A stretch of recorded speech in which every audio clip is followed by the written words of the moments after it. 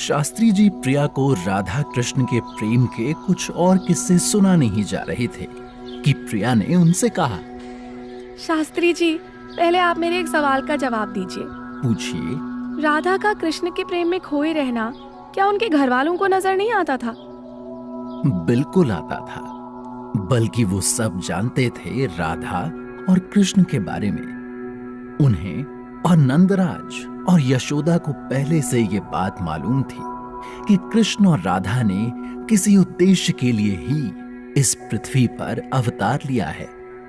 फिर भी राधा के माता पिता ने उनका विवाह किसी और से तय किया, क्यों? क्योंकि ऐसा होना पहले से तय था। राधा को कृष्ण से अलग होने का श्राप मिला था और जिससे उनका विवाह हुआ था उसका भी राधा का पति बनने का एक कारण था। लेकिन उसे जानने से पहले आप वृंदावन में रची राधा और कृष्ण की लीला के बारे में तो सुनिए। श्री कृष्ण से संकेत वन की मुलाकात के पश्चात राधा पर कृष्ण के प्रेम का रंग कुछ और गहरा हो गया था। वो हर पल स्वयं में खोई कृष्ण से बातें करती रहती थी। वो जिधर भी देखती उन्हें सिर्फ कृष्ण नजर आते। उनका हाल देखकर उनकी एक सखी ने उन्हें छेड़ते हुए पूछा, राधा, तुम हम सबके साथ अन्याय कर रही हो। कृष्ण के आते ही तुम तो हमें भूल गई। राधा ने बहुत कोमल स्वर में कहा, जब तक कृष्ण से मिली नहीं थी तब तक कृष्ण मेरी सोच में था, मेरे ख्यालों में था, मेरे विचारों में था, मेरे हृदय की हर धड़कन में वो बसता था। लेकिन अब जब हमारी मुलाकात हो गई है तो वो सदैव मेरी आंखों के प्रत्यक्ष रहता है। मैं पल के मूंद भी लूं तो भी उसका चेहरा मेरी आंखों पर छाया रहता है। ये सब सुनकर राधा की सखियों ने फिर उनसे शिकायत की, लेकिन हमारा क्या राधा, अब तुम्हारे लिए हमारा कोई मूल्य नहीं। राधा ने सब सखियों के आगे हाथ जोड़ते हुए कहा, मुझे क्षमा करना मेरी सखियों, मुझे मेरी ही सुध-बुध नहीं तो मैं कुछ और क्या सोचूंगी। मुझे तो बस हर क्षण कृष्ण को देखने और उससे मिलने की प्रतीक्षा रहती है। वो हर रोज मेरे घर के सामने से गायों को चराने के लिए ले जाता है। उस समय उसकी एक झलक पाने के लिए मैं भोर होने से पहले ही उठकर खिड़की से बाहर ताकने लगती हूँ। जब कृष्ण की बात आती है तो मेरा स्वयं पर कोई नियंत्रण ही नहीं रहता। सखियों ने राधा से फिर कुछ नहीं पूछा, बल्कि वो भी राधा जैसे प्रेम महसूस करने की कामना करने लगी। शास्त्री जी बोलते बोलते जब रुक गए तो प्रिया ने उनसे पूछा, मैंने सुना है कृष्ण जब भी बांसुरी बजाते थे राधा सब कुछ छोड़कर उनके पास दौड़ती हुई चली जाती थी। क्या सही में कृष्ण की बांसुरी में ऐसा जादू था? कृष्ण की बांसुरी का संगीत कुछ और नहीं, प्रेम और आनंद ही तो था। ये भी माना जाता है कि वो अपनी बांसुरी पर राधा राधा गुनगुनाते थे, जिसे सुनकर प्रकृति भी झूमने लगती थी। राधा ही क्या, गांव की सारी गोपियां कृष्ण की ओर दौड़ी चली जाती। एक बार राधा जी ने कृष्ण के संग परिहास करने की मंशा से उनकी बांसुरी कहीं छिपा दी। कृष्ण ने उसे ढूंढने के लिए गांव का चप्पा चप्पा छान मारा। हर किसी से अपनी बांसुरी के बारे में पूछा, लेकिन किसी को भी उसके बारे में ज्ञात नहीं था। तभी एक गोपी ने कृष्ण से कहा, मैंने तुम्हारी बांसुरी कुछ देर पहले राधा के पास देखी थी। बांसुरी का पता लगते ही कृष्ण खुश हो गए। वो दौड़कर यमुना किनारे बैठी राधा के पास गए और उनसे बोले, राधा, लाओ मेरी बांसुरी मुझे लौटा दो। मेरे पास तुम्हारी बांसुरी नहीं है कृष्ण। अब जान के अनजान मत बनो। एक गोपी ने मुझे बताया कि उसने तुम्हारे पास ही देखी थी।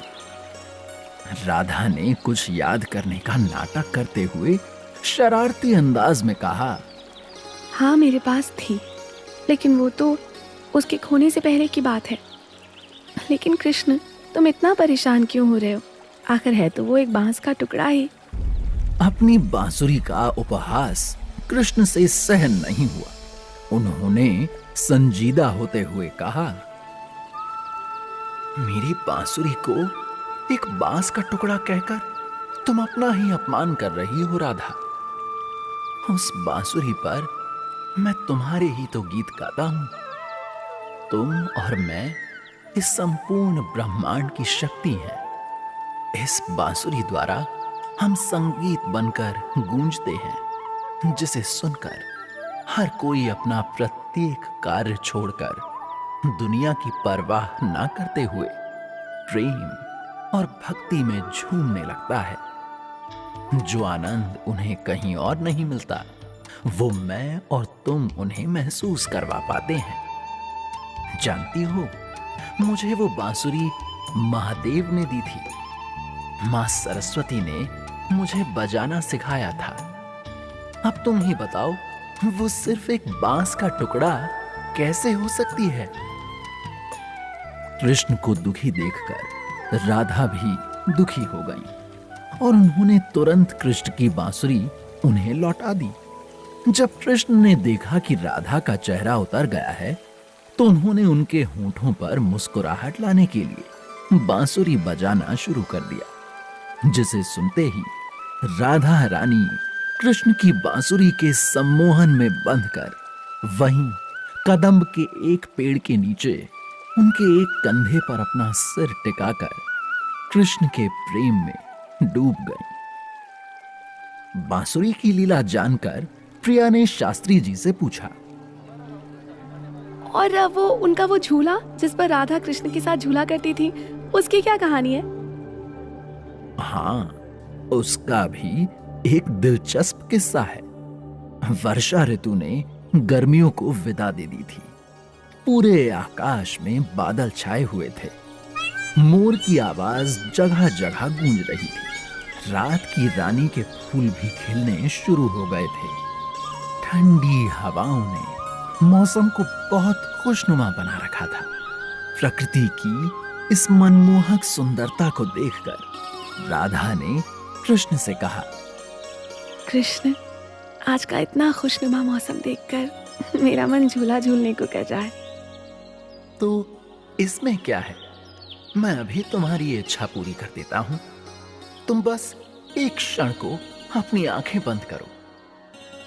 इधर राधा ने अपनी आंखें बंद की, उधर कृष्ण ने अपनी शक्तियों से एक बड़ा सा झूला यमुना किनारे एक पेड़ की शाखा पर डाल दिया। आंखें खोलते ही राधा ने जब उस झूले को देखा, तो वो इतनी प्रसन्न हुई कि उन्होंने कृष्ण को अपने आलिंगन में भर लिया। कृष्ण बोले, यही करना था तो मेरे सामने झूले की इच्छा ही क्यों प्रकट की राधा? राधा ने कृष्ण की आंखों से आंख मिलाते हुए कहा, तुम्हारे होते हुए मेरे लिए किसी भी अन्य सुख का कोई मूल्य नहीं कृष्ण। ये सुनकर कृष्ण ने राधा के माथे को चूमा और उनका हाथ पकड़कर उन्हें झूले पर बिठाया। इतने में राधा की सखियां भी वहां आ गईं और फिर उन सब ने कृष्ण और राधा को खूब झुलाया। कृष्ण ने झूलते झूलते बांसुरी भी बजानी शुरू कर दी और फिर कुछ समय के लिए वो सब प्रेम और आनंद के रस में डूब गए। इस तरह का रास वो अक्सर रचाया करते थे। ये किस्सा सुनकर शास्त्री जी ने प्रिया से कहा, जानती हैं आप प्रिया जी, कृष्ण और राधा को छिपने छिपाने का खेल भी बहुत पसंद था। मां यशोदा के साथ तो कृष्ण अक्सर ये खेल खेला करते थे। तो बताइए ना कुछ इस बारे में। एक दिन कृष्ण को राधा से मिलने जाने में कुछ देर हो गई। राधा ने शिकायत करते हुए कहा, इतनी देर क्यों कर दी आने में कृष्ण? मैं कब से तुम्हारी प्रतीक्षा कर रही थी। क्षमा कर दो राधा, आज यशोदा माँ के साथ छिपने छिपाने का खेल खेलते खेलते समय का पता ही नहीं चला। सुनकर राधा बोली, मुझे भी तुम्हारे साथ ये खेल खेलना है। मैं भी उस आनंद को महसूस करना चाहती हूँ जो तुम इसे खेलते हुए करते हो। कृष्ण ने राधा की बात मान ली। सभी गोपा और गोपी फौरन दो हिस्सों में बंट गए। राधा ने कृष्ण से कहा, कृष्ण, जाओ पहले तुम छिपो। ठीक है राधे, पहले तुम सब अपनी आंखें बंद करो। एक खुले मैदान में वो सब ये खेल खेल रहे थे। वहां छिपने की भी कोई जगह नहीं थी। राधा और बाकी सभी गोपियों ने आंखें खोली तो उन्हें हर जगह सिर्फ कृष्ण नजर आए। कृष्ण ने अपनी लीला से सभी गोपों को अपना रूप दे दिया था। उन सब में असली कृष्ण को ढूंढना आसान नहीं था। राधा हर एक कृष्ण के पास बारी बारी से गई और फिर उनमें से एक का हाथ पकड़कर बोली, तुम ही हो मेरे कृष्ण। कृष्ण ने पकड़े जाते ही सभी को पहले जैसा कर दिया। एक गोपी ने राधा से पूछा, तुमने कृष्ण को कैसे पहचाना राधा? बहुत आसान था। मैं जैसे ही कृष्ण के पास पहुंची, मैं नहीं रही, कृष्ण हो गई। ये कहकर राधा प्रेम पूर्वक कृष्ण को देखने लगी और कृष्ण राधा को। इसके बाद राधा की बारी आई छिपने की। राधा और उनकी सभी सखियां मोगरे के ढेर में बदल गईं। कृष्ण ने जैसे ही आंखें खोली, वो फौरन एक ढेर के पास जाकर रुक गए और बोले, यही हो तुम राधा। कृष्ण ने राधा को बिना स्पर्श किए ही ढूंढ लिया था, इसलिए सबने मिलकर कृष्ण को विजेता घोषित कर दिया। एक गोपी ने कृष्ण से पूछा, तुमने राधा को हम सब में से कैसे ढूंढा कृष्ण? जिस मोगरे के ढेर में राधा छिपी थी, वो ढेर राधा के तेज से उज्ज्वलित हो रहा था। मैं इस खेल में जीता जरूर हूं, लेकिन असल में ये जीत मुझे मिली राधा के कारण ही है। मैं जो भी हूं, उसका सार तो राधा ही है। ये किस्सा सुनकर प्रिया ने पूछा, शास्त्री जी, क्या कभी किसी गोपी और गोपा ने राधा कृष्ण से कोई प्रश्न नहीं किया? मेरा मतलब है कि कृष्ण और राधा की दिव्य शक्तियों के वो समय समय पर गवाह बनते रहे, तो क्या उनके मन में कभी सवाल नहीं उठे? सवाल तो उठते होंगे। कृष्ण की दिव्य शक्तियों से ब्रजवासी अनजान नहीं थे। कृष्ण का जब से जन्म हुआ था, उन्होंने कई बार ऐसे कारनामे किए थे कि वो सब इस बात से वाकिफ थे कि कृष्ण कोई आम मनुष्य नहीं है। चलिए, अब मैं आपको राधा कुंड का किस्सा बताता हूं। एक बार कंस ने कृष्ण को मारने के लिए अरिष्टासुर नाम का एक राक्षस नंदगांव भेजा, जिसने एक बछड़े का रूप धरकर कृष्ण को मारने की कोशिश की। लेकिन कृष्ण ने उसे अपने इरादों में सफल नहीं होने दिया और उसे बड़ी ही बहादुरी से कुछ ही क्षणों में मार गिराया। ये खबर जब राधा तक पहुंची तो वो भागती हुई कृष्ण के पास आई और बोली, तुमसे पाप हुआ है कृष्ण, तुमने गाय के बछड़े को मारा है। तुम गौ हत्या के भागीदार बन गए हो, तुम्हें इसका प्रायश्चित करना ही होगा।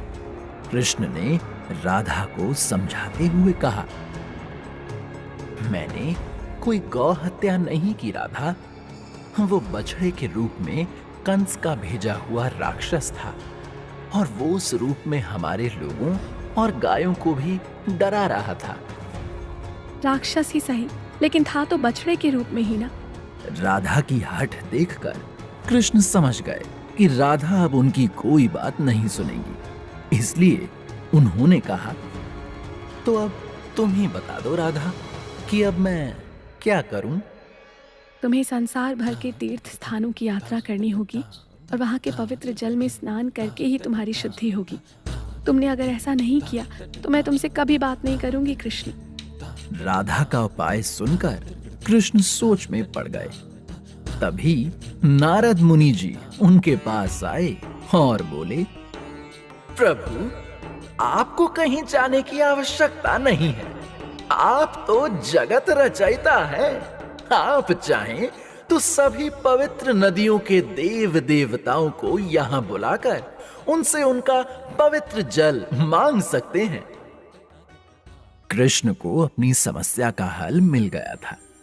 उन्होंने बिना एक क्षण गंवाए शीघ्रता से अपनी बांसुरी की सहायता से एक कुंड खोदा और फिर उसे गंगा, जमुना, सरस्वती, यमुना और गोदावरी जैसी सभी पवित्र नदियों ने अपने जल से लबालब भर दिया। फिर कृष्ण ने उसमें स्नान करके खुद को गौ हत्या के पाप से मुक्त किया। ये सब करने के बाद कृष्ण ने राधा से कहा,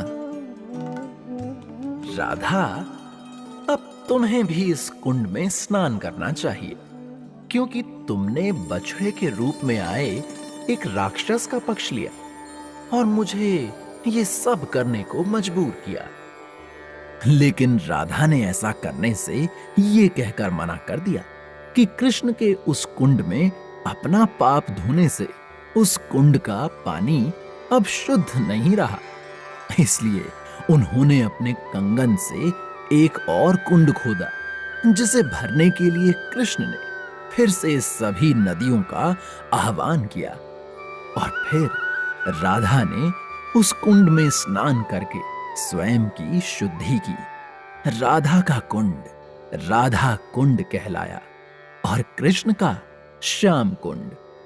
दोनों ही कुंड के पानी को आज भी बहुत पवित्र माना जाता है।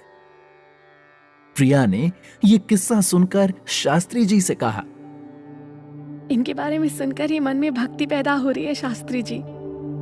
ये सिर्फ तुम्हारे साथ ही नहीं हो रहा, जो भी उन्हें जानना शुरू करता है वो इस भाव से सराबोर हो जाता है। कृष्ण की रास लीला भी तो भक्ति और प्रेम का प्रतीक थी, जिस पर आज की दुनिया तरह तरह के प्रश्न करती है। अब उसी के बारे में कुछ बताइए ना शास्त्री जी।